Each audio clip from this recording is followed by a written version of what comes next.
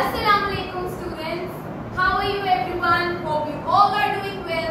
This is your English teacher Ms. Mehak Fatma from Sir Sayyid Children's Academy, and this is our third lecture of grade 6.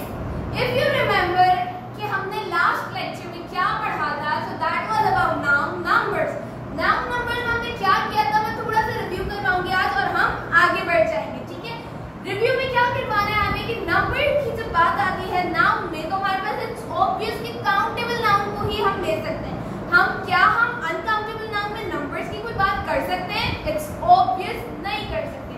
Number noun is all about countable nouns, ठीक है? अच्छा, countable nouns अगर हमारे पास number nouns हैं तो क्या मुझे आप ये बताएंगे कि हम काउंटेबल नंबर नाउन्स को अगर वो सिंगुलर है तो प्लूरल में कैसे चेंज कर सकते हैं? कुछ रूल्स हैं जो हमें फॉलो करने होते हैं। मैंने यहाँ पे अगर आपको कुछ याद हो तो कुछ रूल्स लिखे हैं, ठीक है? Changing singular into plural just by adding S और es हम चेंज कर सकते हैं नाउन को as it is singular into plural. For example car, हमारे पास कार, ठीक है? Car is a singular noun and by just adding s हम इसे कार्स बना सकते हैं, ठीक है? ओके गर्ल्स, सेकंड सेंटेंस के अगर हम जाएं, सेकंड रूल क्या था? ऐसे वर्ड्स जो एंड हो रहे हो s, ss, sh, ch या x पर, ऐसे काउंटेबल नाउन्स जो हमारे पास इन वर्ड्स पे एंड हो रहे हो, आप उनके साथ क्या लगाएंगे? अगर आपको याद हो तो जस्ट es, ठीक है? फॉर एग्जांपल बस, बस हमारे पास s पर एंड हो रहा है and just by putting es हम इसे buses बना सकते हैं, ठीक है? And this will become your plural noun. अच्छा, थर्ड पॉइंट पर अगर आप आए तो ending with consonant and o, what consonants actually are? Consonant किसको कहते हैं आपके पास?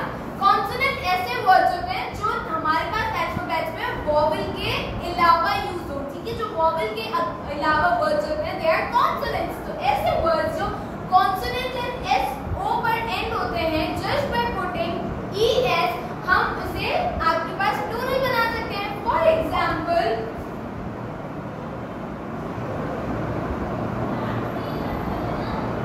पोटैटो, पोटैटो हमारे पास कॉन्सोनेंट o पे एंड हो रहा है बट उससे पहले हमारे पास कॉन्सोनेंट t है जिसमें हम es को ऐड करेंगे तो हमारे पास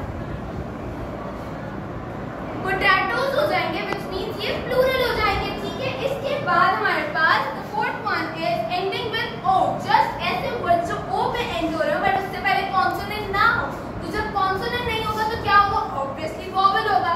फॉर एग्जांपल वीडियो, ठीक है? वीडियो आपके पास वर्ड है, आप वीडियो के साथ ऐसा क्या ऐड करेंगे कि वो आपके पास प्लूरल बन जाए?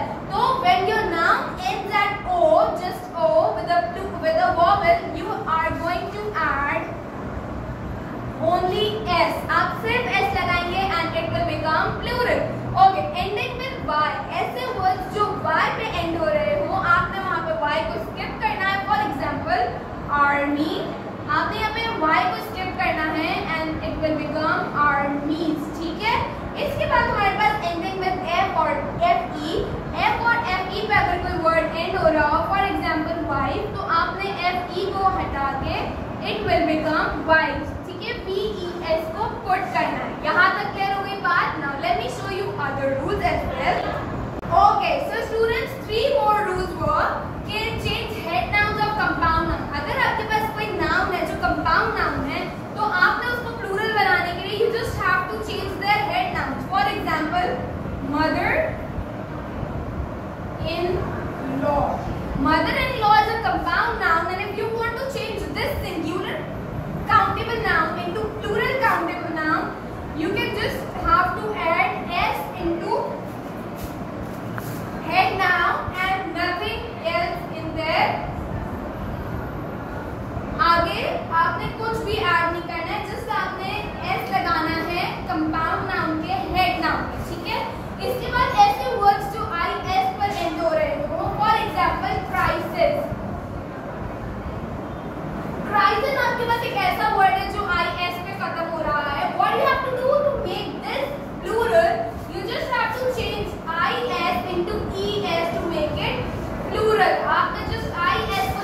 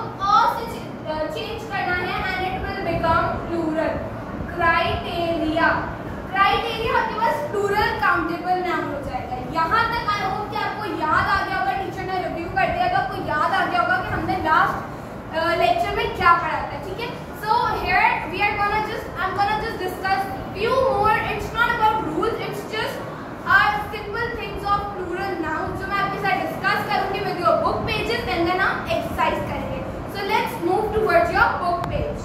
So students, here we have that singular and plural nouns, things to keep in mind while making singular nouns plural. आपने इन चीज़ों को अपने माइंड में रखना है, ठीक है. पहले हमने कुछ रूल्स डिस्कस किए and now we are discussing some more things to keep in mind, ठीक है. The first thing is that nouns that are always singulars. हमारे पास इंग्लिश लैंग्वेज में कुछ नाउन्स ऐसे हैं जो हमेशा सिंगुलर ही होते हैं, ठीक है. फॉर एग्जाम्पल, जैसे आपके पास एग्जाम्पल दी हुई है फर्नीचर. फर्नीचर आपके पास कभी भी फर्नीचर्स नहीं होगा, वो हमेशा फर्नीचर ही रहेगा, एज ए वो सिंगुलर ही यूज़ किया जाएगा, ठीक है. फॉर एग्जाम्पल हम दैट they are saying कि a few nouns which might be thought of as countable do not have a plural form. कुछ ऐसे nouns जो countable तो होते हैं but उनका कोई plural form नहीं होता है. For example furniture, for example baggage, for example evidence, ठीक है. ये सारी ऐसी चीज़ें हैं जो आपके पास countable consider की जाती हैं but इनका कोई plural नहीं होता है. इसके अलावा अगर हम अनकाउंटेबल नाउन्स की बात करें तो अनकाउंटेबल कॉन्क्रीट नाउन जो होते हैं उनका भी कोई एज सच प्लूरल फॉर्म नहीं होता है. For example milk, for example T, for example cheese, for example rice, ये सब क्या है हमारे पास ऐसे नाउन्स हैं कि जिनका कोई आपके पास एज सच प्लूरल फॉर्म नहीं होता है, ठीक है. अच्छा, इसमें एक चीज़ फॉर एग्जांपल हमारे पास अगर मैं एक और एग्जांपल लूँ तो हेयर हमारे पास एक ऐसी एग्जांपल है कि जो आपके पास as a uncountable concrete noun consider की जाती है बट उनका कोई एज सच प्लूरल फॉर्म नहीं होता है. Why is that so? क्योंकि आपके इन अनकाउंटेबल कॉन्क्रीट नाउन को मेजर तो किया जा सकता है बट काउंट नहीं किया जा सकता है, ठीक है. नंबर्स में मेजर कर सकते हैं, जैसे 2 bags of rice, 4 kilos of cheese, ये सब काउंट हो सकते हैं, एज ए मेजर हो सकते हैं, ठीक है. काउंटिंग नंबर से आप इनको काउंट नहीं कर सकते. अच्छा, इसके बाद अगर हम एग्जाम्पल है uncountable abstract nouns do not have a plural form. Uncountable abstract noun की भी अपने आप में कोई प्लूरल फॉर्म नहीं होती. For example courage, for example music, ठीक है. For example knowledge, for example darkness, इन सब चीज़ों की भी अपने आप में कोई ऐसा प्लूरल फॉर्म नहीं होती है. So after that nouns that are always plurals. कुछ नाउन ऐसे होते हैं जो हमेशा प्लूरल ही रहते हैं. फॉर सपोज सीजर्स, आप सीजर्स को सीजर नहीं लिखोगे, सीजर्स ही लिखोगे. वाई? बिकॉज वो हमेशा प्लूरल ही होते हैं, ठीक है. इसके बाद ट्राउजर्स आपके पास आप इसे एज ए सिंगुलर नाउन यूज़ नहीं कर सकते. टीचर ने आपके लिए एग्जाम्पल्स लिखी हैं. फॉर एग्जाम्पल ग्लासेस, ठीक है. ग्लासेस ये चश्मे वाले की बात हो रही है तो आप उसके लिए ग्लासेस ही यूज़ करोगे.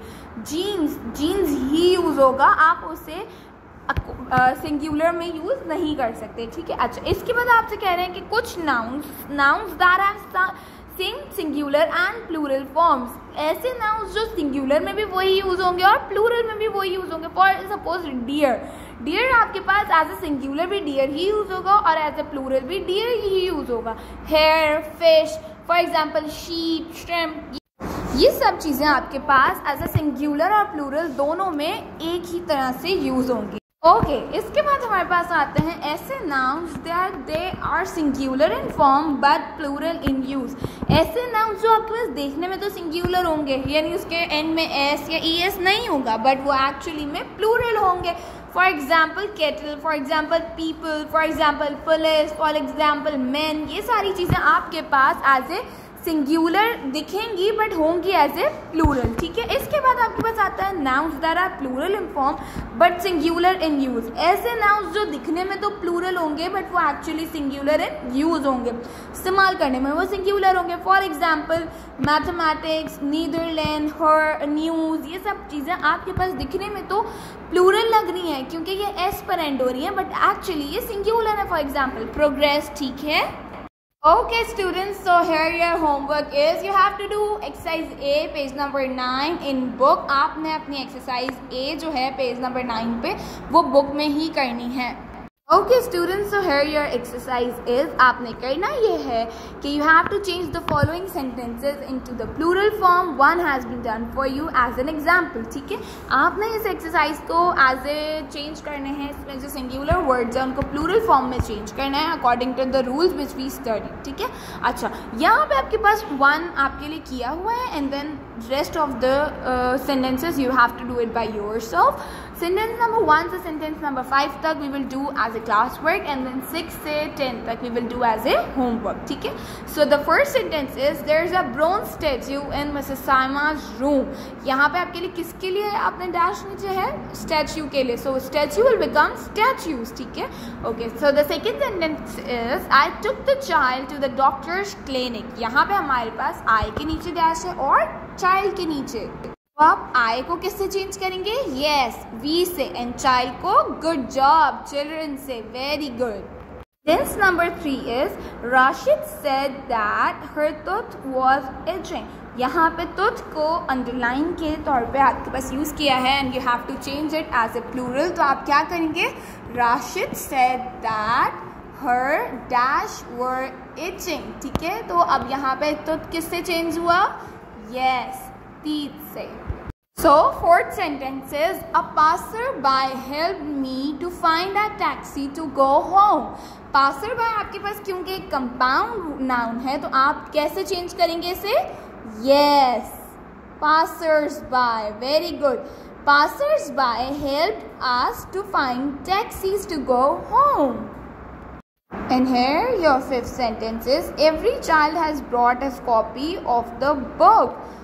यहाँ पे आपके पास चाइल्ड की बात की गई है तो यहाँ पे आप चाइल्ड को किससे चेंज करेंगे? Child will be change to children. Yes, has change हो जाएगा हैव में, brought dash of the book. तो फिर यहाँ कॉपी का क्या आ जाएगा? कॉपीज. ठीक है, okay. After this you have to do 6, 7, 8, 9, 10 sentences by yourself in your book. So students, I hope कि आपको लेक्चर समझ आया होगा और अनाउंस नंबर पूरा क्लियर हो चुका होगा. नेक्स्ट लेक्चर तक के लिए अल्लाह हाफिज़, बाय बाय.